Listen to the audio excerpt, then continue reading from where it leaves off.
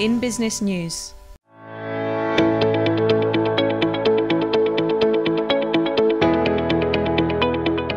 Before we talk about Greece, everybody in this room knows what happened in Cyprus since 2013 with the economic adjustment program of the Troika and all this. And I know that you have kept a close watch on things that have been happening in Cyprus. So before we mention Greece, I'd be interested, and I'm sure everybody else would, to hear your take on what happened here and how the government managed to deal with the situation. First of all, thank you very much for the invitation. It's a privilege to be here with you. And I think you're right to point out that obviously we've kept a very close eye on what's been happening in Cyprus over the past 6 years. And I think there's some interesting analogies between Greece and Cyprus, not so much as far as the origins of the crisis is concerned. This was much more of the Cyprus crisis was much more of a banking crisis. The Greek crisis had a much stronger fiscal component to it. But I would like to point out that Cyprus is differentiated from Greece to the extent that it applied a set of policies that achieved fiscal consolidation without jeopardizing growth. And I think this is the main lesson that I take away from the Cypriot experiment. How can an economy that is trying to overcome a deep crisis, losing 11% of its GDP in total, how can it restore growth without essentially overtaxing the middle class and the productive economy? And I think this is where the success story of Cyprus lies. Cyprus has had very handsome, very aggressive growth rates over the past 4 to 5 years, unlike Greece, which has been stuck in a low-growth environment. So there's clearly something to be said about the fiscal policy mix. How do you achieve fiscal consolidation, whether you focus more on tax increases or whether you actually focus more on growing the economy. So I think there are lots of lessons to be taken away from the Cypriot example. And frankly, the comparison between Cyprus and Greece over the past 4 years has not been very flattering. Okay. I'm sad to say that, but unfortunately, it's true, especially when it comes to growth numbers. Well, Greece, of course, has recently, or last year, exited its third program. How do you view, and you've given us a little suggestion here, how do you view the progress, or indeed lack of progress, of Greece compared with countries like Cyprus, or let's say Portugal and others that have been through a similar program and eventually come out of it? Yeah. First of all, Cyprus is not the exception. Greece is the exception, in the sense that Greece was the only country that had to go through 3 sort of formal programs and is still in a state of enhanced surveillance without having restored full market access. So I think the question should be probably rephrased: why did we fail to achieve what Cyprus and Portugal have achieved? And I think the answer is very simple. It's wrong policies, especially post-2015. We paid a very, very heavy price for the catastrophic experiments of the first 6 months of 2015, which cost us a third bailout package, which was completely unnecessary, and burdened the economy with an overall cost in excess of 100 billion euros. And since then, the policies that have been implemented by the current government, in my mind, the outgoing government, but this is a decision to be taken by the Greek people, have been policies that have achieved fiscal consolidation, but almost to an extent that was unnecessary. No one has ever explained to me why Greece delivered larger primary surpluses than the ones that were actually requested from us by our creditors, and why we imposed such a heavy tax burden on the middle class and on the productive economy. Quite a few of these taxes were actually unnecessary.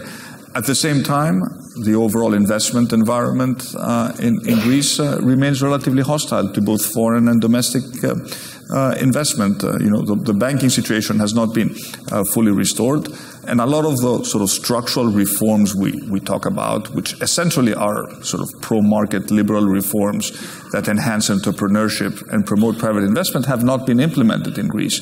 And this is exactly what we want to change. My vision for Greece is a rapidly growing economy. We want to achieve growth rates of 4%, at least in the short term. That is the only way you can actually make up for the lost ground of this very profound crisis. But we cannot do that unless we turn Greece into a global destination for global capital. We have a big investment deficit currently in Greece. Investment as a percentage of GDP barely exceeds 10%. That is clearly not good enough. And the growth that Greece needs to deliver needs to be driven through private capital, and it needs to be an investment-led growth. Otherwise, we will be recycling, the mistakes of the past. We know in Cyprus that foreign direct investment is key in a way to encouraging economic growth. Now, we hear, and many observers would say that Greece has great potential for foreign investment. On the other hand, investors are put off by high taxes, they're put off by bureaucracy. We have this problem here, of course. A lot of anti-business rhetoric almost in the past couple of years. So I understand what you're saying and what you need, what Greece needs to do in terms of attracting investment. But how can you change the perception of what Greece is at the moment to potential investors? First of all, you need a catalyst. And in my mind, the only real catalyst has to be a political catalyst. And it will come through a resounding victory, what I hope to achieve of Nea Demokratia in the next elections, with a clear mandate ahead of us, because we won't be having other elections until 2023, and with a strong and stable and pro-reform oriented government, we will sort of set the stage for a series of policies that will exactly address these shortcomings. We intend to reduce marginal tax rates on business from 28% to 20% over 2 years. We intend to reduce real estate taxation on average by 30% over 2 years, and we want to reduce taxes on dividends from 10% where they will end up at the end of 2019 to 5% immediately, and we also want to reduce VAT on food from 24 to 13%.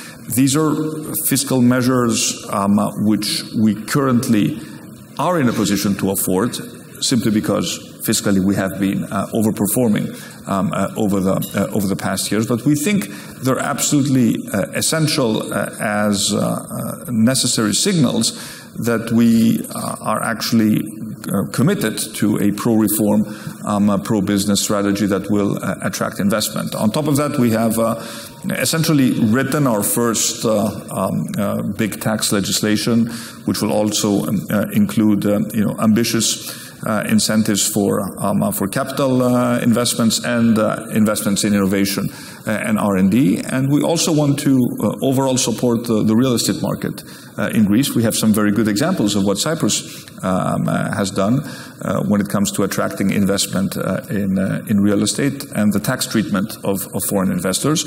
We're not going to reinvent the wheel, but we will be competitive. We are going to do similar things to what Cyprus, to what Italy, to what Portugal did. We are endowed with a country that has profound natural beauty. We want to turn Greece into a destination for people to visit, and to live 365 days a year. We want to break the seasonality of Greek tourism, and I think we have the tools at our disposal to deliver these types of policies. And of course, we also want to focus on certain emblematic investments which are currently stuck in Greek bureaucracy, by making sure that we actively intervene so that these investments are very, very quickly unblocked. Let me give you two examples. Ellinikon, which should be the biggest real estate development in Europe, in the Mediterranean.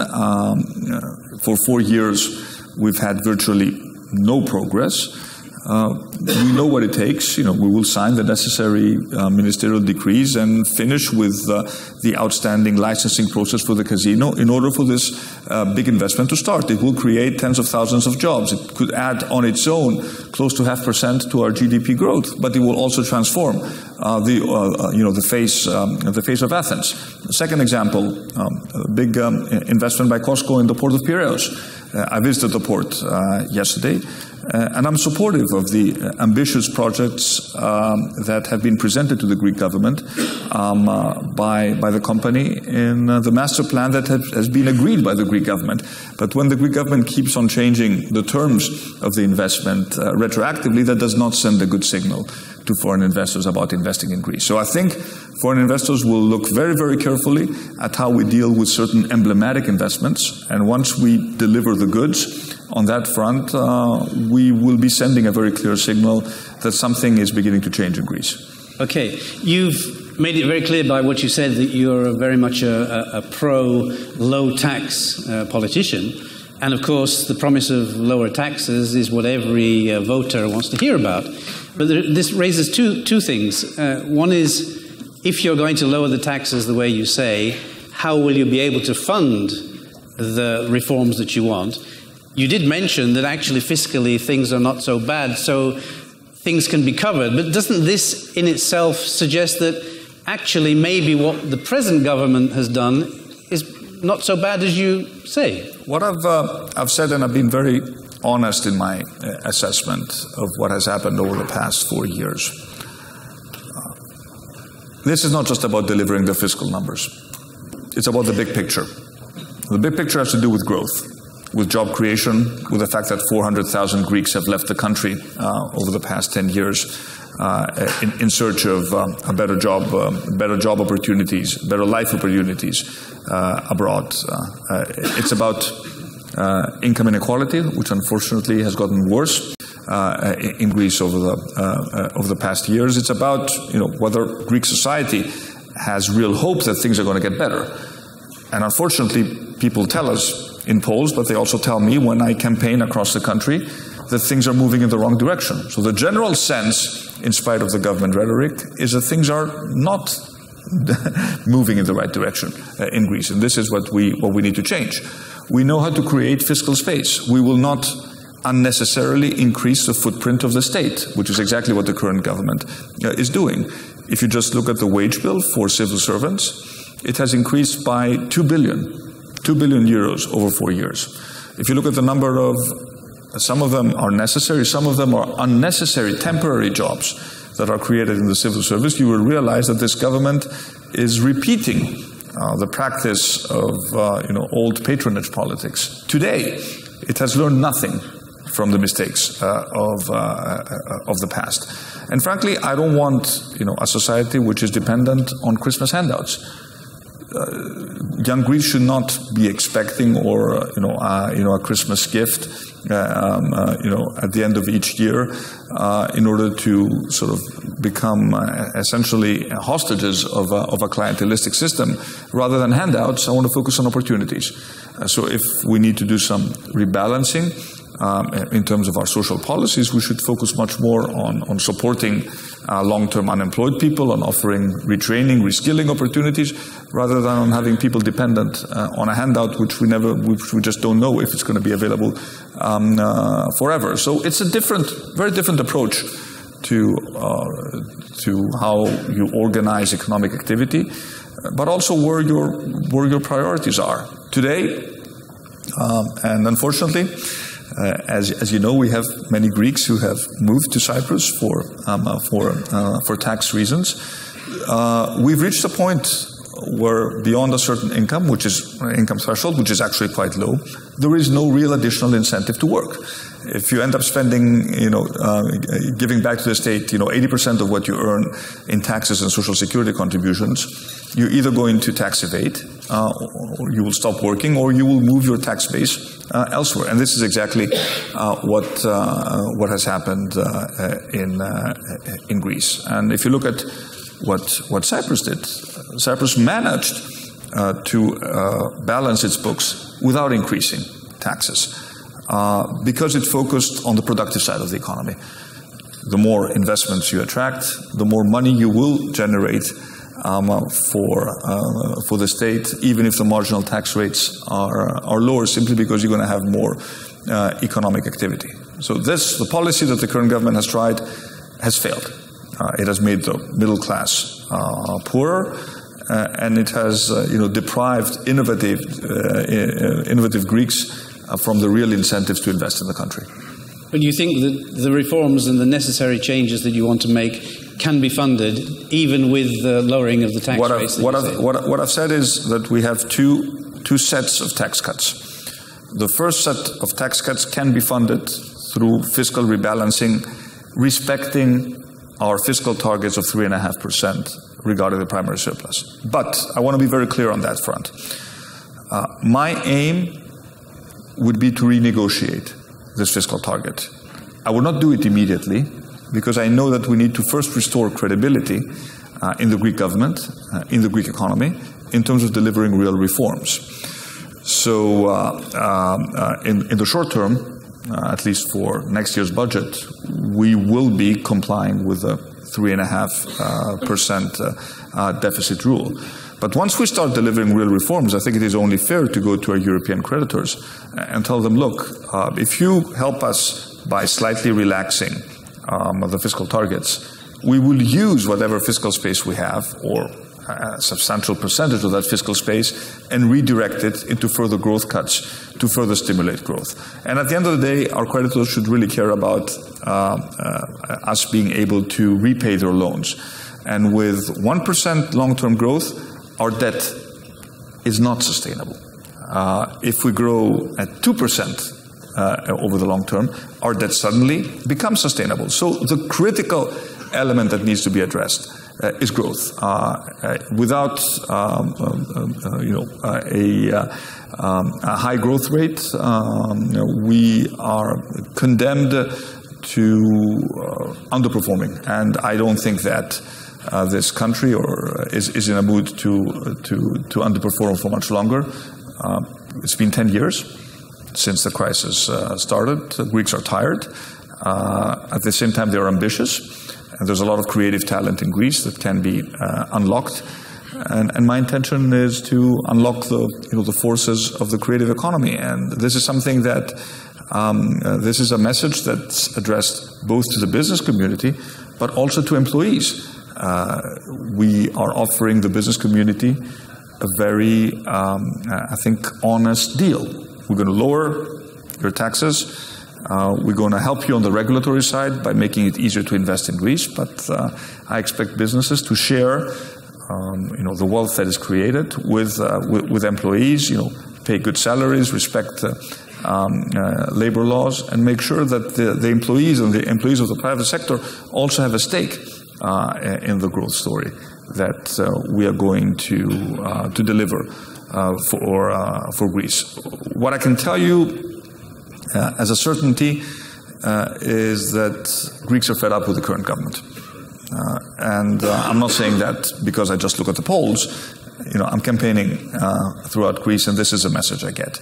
And we have to convince them not just to send a signal to the current government that they're done with them, but also to send give us a positive vote of confidence that will actually make their lives better. And this is, the essence of the message that I'm conveying to the Greek people. But it's also the essence of the message that I'm conveying to the international investor community, that we will make Greece an attractive country for foreign capital, and we will leverage and take advantage of the important opportunities and the natural comparative advantages that Greece has. And just to conclude from where we started, Cyprus has demonstrated how to do this. For one additional reason, it's not just sound economic policies, it was also a political consensus that was formed by the major parties under the leadership of the President of the Republic, but there was a general consensus that the reforms proposed by the Anastasiadis government were reforms that were moving in the right direction.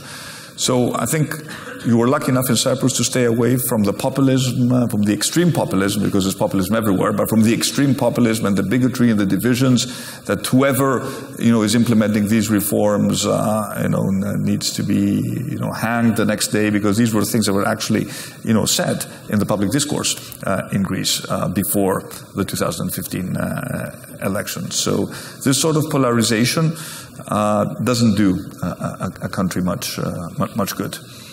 Does this mean that you will, if you are elected, try yourself to reach out to the other parties, including the opposition parties, to get this consensus of views that you described? I've said publicly that I will try to reach out beyond my own party to form a broader political but also social consensus for the changes that are necessary. If you ask me whether this reaching out also includes Syriza, I will be very explicit and I'll tell you no. Syriza in its current form is clearly on the other side of the fence. It has a completely different approach as to what is actually necessary in the country. There's no room whatsoever to work with them, and I hope they don't do much more damage before the next elections. One last example of the damage that is currently being done by the outgoing government has to do with education, which is a critical sort of reform field for me.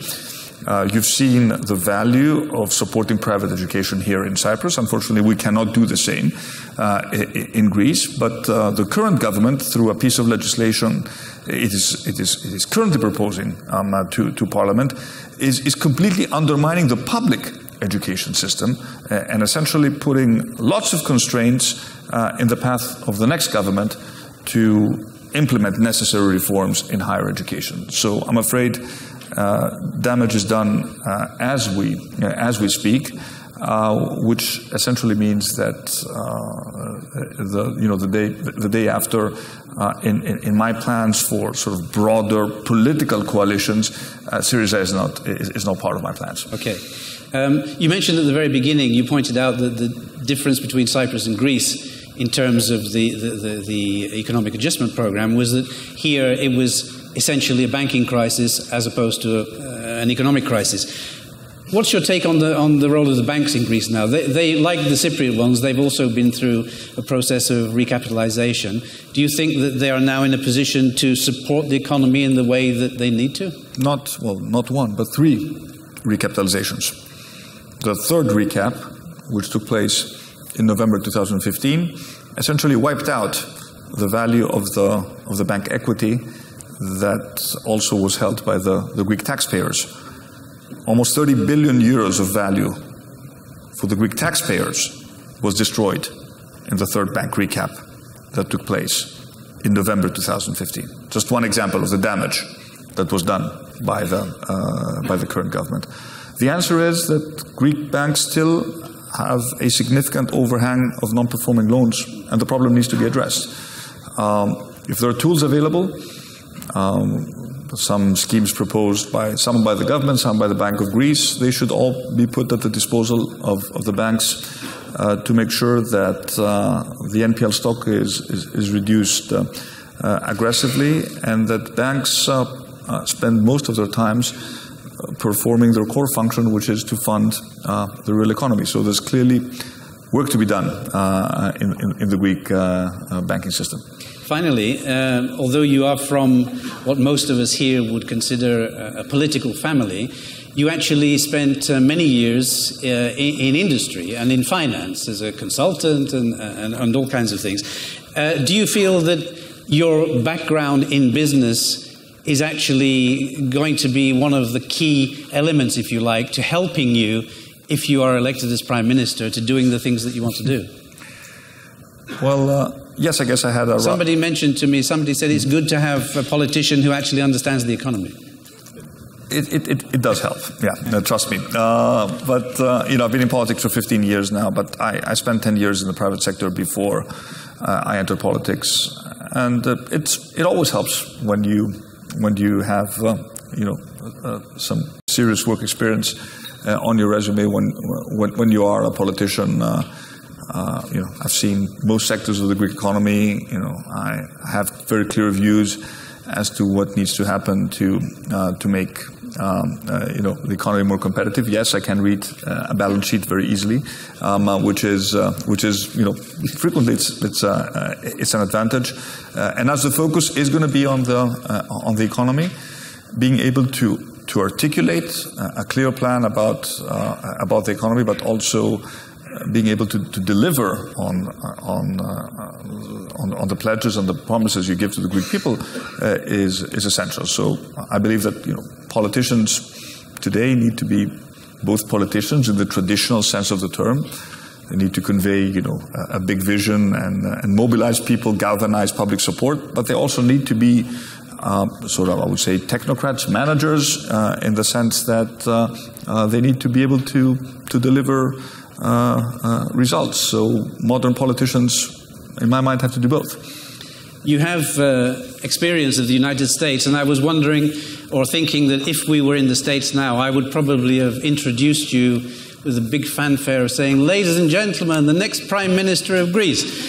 We don't do things quite that way, but I'd like to thank you very much for coming and being here with us. And I hope, and I'm sure a lot of us here do, that the next time we do see you here, I will indeed be able to introduce you as the Prime Minister. That's very kind of you. And this is a decision that the Greek people will take, the latest by October. I'm very confident of our chances, and I really think that Greece deserves a better future and that we will be able to deliver it. So thank you very much for having me. Thank you.